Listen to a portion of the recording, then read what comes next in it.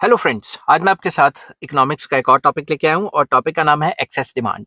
Macro economics का topic है ये और इस चैप्टर का नाम है determination of employment in output या equilibrium level of employment in output. और इस चैप्टर के सारे लिंक्स आपको इस वीडियो के डिस्क्रिप्शन में मिल जाएंगे। इस वीडियो में मैं डिस्कस करूंगा एक्सेस डिमांड का मीनिंग क्या है, एक्सेस डिमांड क्या होती है with the help of diagram, इसके कॉजेज क्या है और एक्सेस डिमांड को सॉल्व करने के लिए फिस्कल एंड मॉनेटरी पॉलिसी किस तरीके से इस्तेमाल की जा सकती है। तो चलिए शुरू करते हैं। The amount by which the actual aggregate demand exceeds the aggregate output मतलब aggregate supply corresponding to full employment level in the economy is known as excess demand। तो excess demand एक ऐसी सिचुएशन है जिसमें aggregate demand ज्यादा हो जाती है aggregate supply से, किसके सामने? फुल एम्प्लॉयमेंट लेवल के सामने। फुल एन होता है एम्प्लॉयमेंट, ठीक है। फुल एम्प्लॉयमेंट लेवल के सामने अगर एग्रीगेट डिमांड ज्यादा है और एग्रीगेट सप्लाई कम है तो उसे एक्सेस डिमांड कहा जाता है। एग्जांपल के तौर पे मैंने आपको फिगर भी दी हुई है। एक्स एक्सेस पे हमने इनकम दिया हुआ और वाई एक्सेस पे aggregate demand and aggregate supply, ठीक है। तो मान लो ये फुल एम्प्लॉयमेंट लेवल है, ये वाला फुल एम्प्लॉयमेंट लेवल है, ये एग्रीगेट सप्लाई कर्व है और ये एग्रीगेट डिमांड कर्व है। दोनों आपस में इंटरसेक्ट करती हैं ई पॉइंट पे जो इक्विलिब्रियम है, इसको फुल एम्प्लॉयमेंट इक्विलिब्रियम भी कहा जाता है। मगर अगर किसी भी वजह से जो मैं आगे डिस्कस करूंगा, अगर डिमांड बढ़ जाती है तो एडी कर्व ऊपर शिफ्ट हो जाएगी पैरेलल। और अगर हम देखें तो फुल एम्प्लॉयमेंट से इतनी ज्यादा डिमांड है, कितनी ज्यादा डिमांड है? एई, तो इसको क्या कहेंगे? Excess demand.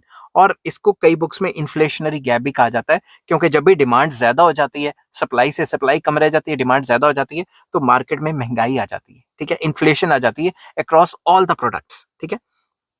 तो इसको अब एक्सप्लेन करते हैं। Suppose aggregate demand shifts upward to 81 due to say increase in government expenditure. कोई भी रीजन हो सकता है, सरकार ने खर्चा बढ़ा दिया, इन्वेस्टमेंट बढ़ गई, कुछ भी हो गया।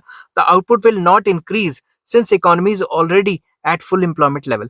तो भाई इकोनॉमी पहले से फुल एम्प्लॉयमेंट लेवल पे है, तो इससे ज्यादा आउटपुट तो नहीं बढ़ सकती। Therefore there will emerge excess demand in the economy. इस वजह से इकोनॉमी में एक्सेस डिमांड आ जाएगी। The given figure shows that a rise in the government expenditure has created excess demand to AE equal to AE। तो ये जो मैंने आपको बताया था AE अमाउंट, इतने से एक्सेस डिमांड हो रही है, ठीक है। अब the amount by which the actual aggregate demand exceeds the aggregate output या aggregate supply corresponding to full employment level in the economy is known as excess demand। वही बात जो कर दी दोबारा से। In other words, when aggregate demand is greater than aggregate supply corresponding to full employment level, the demand is called excess demand। तो फिर से वही बात लैंग्वेज चेंज करके, क्योंकि दोबारा दोबारा करके क्यों लिखना पड़ता है, क्योंकि पेज भी तो भरने होते हैं ना पेपर में।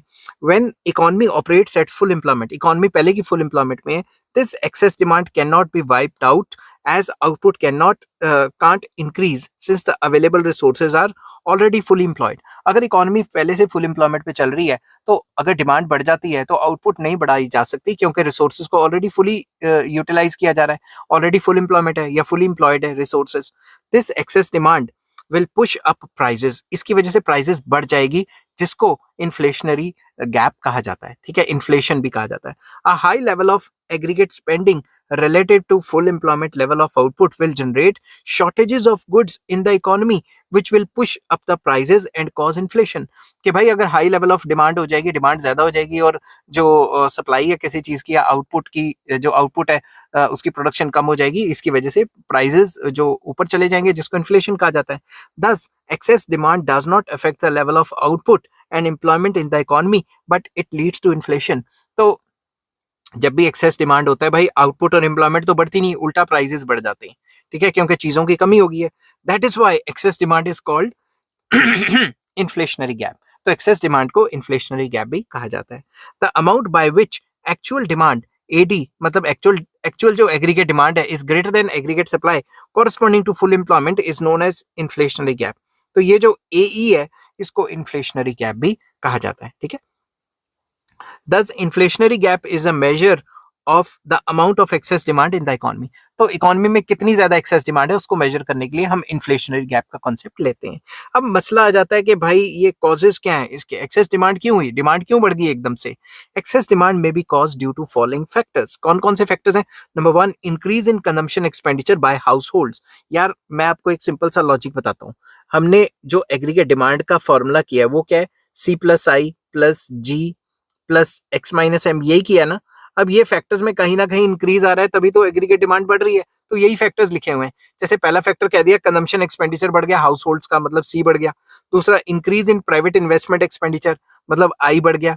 फिर उसके बाद increase in government expenditure not matched by corresponding increase in taxation, सरकार ने टैक्सेशन इतना नहीं बढ़ाया, खर्चा ज्यादा बढ़ा दिया, तो जी बढ़ जाएगा तो भी जो एग्रीगेट डिमांड है वो बढ़ जाएगा। इंक्रीज इन एक्सपोर्ट्स, एक्सपोर्ट्स जो है वो बढ़ गए, ठीक है। और उसके बाद increase in money supply, market में मनी सप्लाई भी काफी ज्यादा बढ़ गई है, क्योंकि अगर मार्केट में नया पैसा छाप के ले आएगी सरकार, तो नए पैसे के छापने से इन्फ्लेशन आती ही आती है, क्योंकि गुड्स की सप्लाई इतनी ज्यादा नहीं बढ़ पाती, डिमांड बढ़ जाती है। अब आ जाता है कि भाई measures to correct excess demand, excess demand को कंट्रोल करने के लिए क्या करें। अब इन मेजर्स में वो सारे मेजर्स आ जाएंगे जिससे एग्रीगेट डिमांड को इकोनॉमी में गिराया जाता है, ठीक है। वो कैसे कैसे हैं मैं अभी एक्सप्लेन करता हूं। In order to correct the problem of excess demand, aggregate demand has to be reduced by an amount of inflationary gap. तो जितना भी inflationary gap था, जितना एडी का ऊपर शिफ्ट हुई है, उतनी डिमांड कम करनी पड़ेगी। A number of steps can be taken to correct the situation of excess demand in the economy. कौन कौन से हैं? फिजिकल पॉलिसी है और मॉनेटरी पॉलिसी है। तो सबसे पहले हम डिस्कस करेंगे फिजिकल पॉलिसी। तो फिजिकल पॉलिसी क्या होता है? फिजिकल पॉलिसी होता है एक ऐसी पॉलिसी जो सरकार के खर्चे और आमदनी से रिलेटेड होती है। तो physical policy can be effectively can be used effectively to reduce the excess demand. Fiscal policy is the policy of the government under which it uses the instrument of taxation, public expenditure, and public borrowings to achieve various objectives of economic policy. तो ये एक ऐसी policy है जिसके under सरकार अपने जो खर्चे और आमदनी के सोर्सेज है उनको यूटिलाइज करके, इन इंस्ट्रूमेंट्स को यूज करके एग्रीगेट डिमांड को कम करने की कोशिश करती है एक्सेस डिमांड के टाइम पे। तो कौन कौन सी है? Number 1 taxation. तो टैक्स क्या है? एक कंपल्सरी पेमेंट है जो लोगों ने देनी है, ठीक है। The government can use the instruments of taxation to correct excess demand. कैसे? The government should impose new taxes and raise the rate of existing taxes. Government नए नए टाइप के टैक्सेस ले आएगी और जो एग्जिस्टिंग टैक्सेस हैं उनके रेट बढ़ा देगी। And increase in direct taxes specially on rich reduces the disposable income and it will lead to a decrease in consumption expenditure there bye.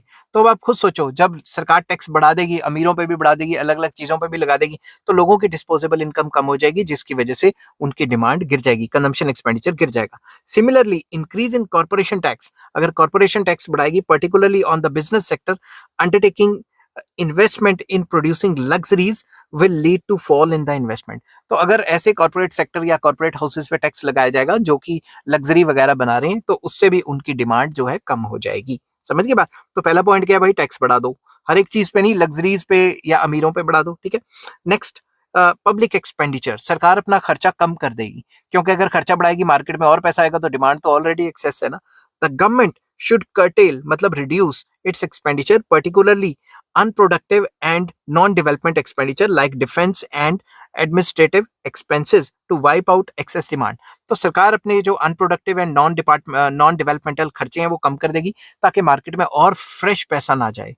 A decrease in government expenditure on goods and services will reduce excess demand directly। तो जब सरकारी market में खर्च नहीं करेगी तो economy में directly पैसा आना कम हो जाएगा, तो उससे भी एग्रीगेट जो एक्सेस डिमांड है उसको कंट्रोल किया जा सकता है। नेक्स्ट आ जाता है public borrowing. The government should pursue the policy of large scale public borrowing as well. सरकार को लार्ज स्केल पे पब्लिक बोरिंग भी करनी चाहिए, ठीक है। बैंकों से लोन ले ले, आरबीआई से लोन ले ले, ताकि बैंकों के पास कम पैसे जाएं या फिर लोगों के पास कम पैसे रह जाएं। सरकार अपने बॉन्ड्स भी इशू कर सकती है, कुछ भी कर सकती है। This will mop up excess purchasing power with the public. तो लोगों के पास जो फालतू की परचेजिंग पावर होगी वो खत्म हो जाएगी, ठीक है। तो इससे भी एग्रीगेट डिमांड को कंट्रोल किया जा सकता है। नेक्स्ट आ जाता है deficit financing, very important. Deficit financing that is policy of meeting deficit between government expenditure and revenue through the creation of new money needs to be cut down drastically। Deficit financing का मतलब होता है जब भी सरकार को loss होता है, तो उस लॉस कैसे होता है? सरकार ने खर्चा ज्यादा कर दिया, आमदनी कम है, और जब सरकार ने खर्चा ज्यादा किया और आमदनी कम है, तो ये फालतू के खर्चे को पूरा करने के लिए सरकार आरबीआई से लोन ले लेती है या आरबीआई से पैसा मांगती है। आरबीआई से पैसा कैसे मांगेगी? नए नोट छाप के। तो जब नए नोट आएंगे तो मार्केट में तो और ज्यादा डिमांड बढ़ जाएगी। तो सरकार को ये जो अपनी डेफिसिट फाइनेंसिंग है उसको कम करना पड़ेगा या रिड्यूस करना पड़ेगा, ठीक है। Reducing deficit financing will reduce government ability to spend. सरकार खर्चा कम करेगी, सरकार का लॉसेस कम होंगे, जब लॉस कम होंगे खर्चा ही कम करेगी, जब खर्चा कम करेगी तो मार्केट में फ्रेश पैसा नहीं आएगा। As a result the aggregate demand will fall, तो डिमांड इससे भी गिर जाएगी। नेक्स्ट आ जाता है मॉनेटरी पॉलिसी। मॉनेटरी पॉलिसी में क्या क्या करें कि मतलब एग्रीगेट डिमांड को कंट्रोल किया जाए, सबसे पहले monetary policy can be effectively use to wipe out excess demand in the economy. Excess demand को वाइप आउट करने के लिए या कंट्रोल करने के लिए मॉनेटरी पॉलिसी का भी इस्तेमाल किया जा सकता है। Monetary policy is the policy of the central bank to control money supply and availability of credit in the economy to achieve various objectives of economic policy. तो मॉनेटरी पॉलिसी एक central bank, मतलब जैसे India में RBI है, Reserve Bank of India, तो central bank की एक ऐसी पॉलिसी है जिससे सेंट्रल बैंक मनी की सप्लाई को कंट्रोल करती है और क्रेडिट की अवेलेबिलिटी, लोन्स की फ्लो को कंट्रोल करती है, ताकि जो भी उसके ऑब्जेक्टिव्स हैं उनको पूरा कर सके। More specifically the central bank can use the instruments of bank rate, इसके कई इंस्ट्रूमेंट्स होते हैं, bank rate, open market operations and cash reserve ratio two correct the excess demand. तो एक्सेस डिमांड को करेक्ट करने के लिए ये इंस्ट्रूमेंट्स यूज करती है। मॉनेटरी पॉलिसी के ऊपर मैंने ऑलरेडी अलग से भी टॉपिक बनाया हुआ है, अगर आपको मॉनेटरी पॉलिसी का टॉपिक चाहिए होगा तो मुझे लिख लेना monetary policy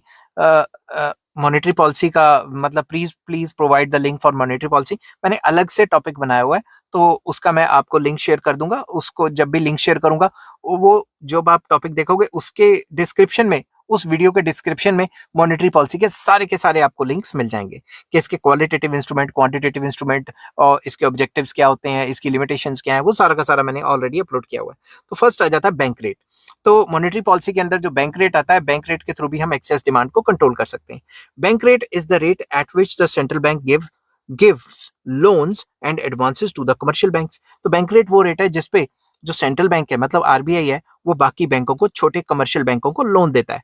to correct excess demand there is need to decrease the bank rate. ठीक है, टू करेक्ट एक्सेस डिमांड, अगर एक्सेस डिमांड को करेक्ट करना है, there is a need to decrease bank rate, bank rate कह रहा हूं, bank credit. अगर हमने एक्सेस डिमांड को कंट्रोल करना है, डिमांड फालतू है उसको कंट्रोल करना है, तो हमें बैंक के क्रेडिट को कंट्रोल करने की जरूरत है। अगर बैंक ही आगे लोन देना कम कर देगा तो मार्केट में फालतू पैसा आना बंद हो जाएगा। For this purpose it is desirable to increase bank rate. तो जब भी एक्सेस डिमांड होता है इकोनॉमी में, या मनी सप्लाई हाई होती है, या इन्फ्लेशन होता है, तो बैंक रेट को बढ़ा दिया जाता है, ताकि बैंक जब छोटे बैंकों को ज्यादा रेट ऑफ इंटरेस्ट पे कर्जा देगा, तो वो जो छोटे बैंक है वो आगे लोगों को और ज्यादा रेट ऑफ इंटरेस्ट पे कर्जा देंगे। तो जब रेट ऑफ इंटरेस्ट बढ़ता है तो लोन्स की जो डिमांड है वो कम हो जाएगी।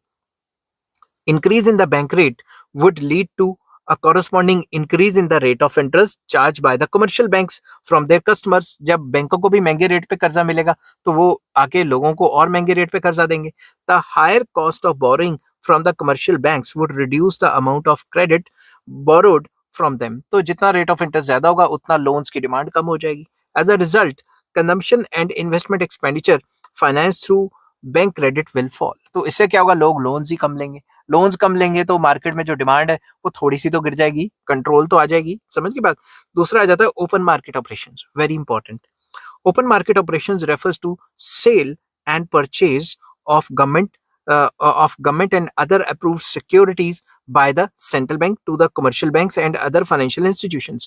तो ओपन मार्केट ऑपरेशंस में गवर्नमेंट की सिक्योरिटीज को सेल किया जाता है या परचेज किया जाता है। कौन करता है? सेंट्रल बैंक करता है। और खरीदता कौन है? Financial institutions. तो उनको कहा जाता है कि तुम फला रेट पे हमारे से ये बॉन्ड्स या सिक्योरिटीज खरीद लो।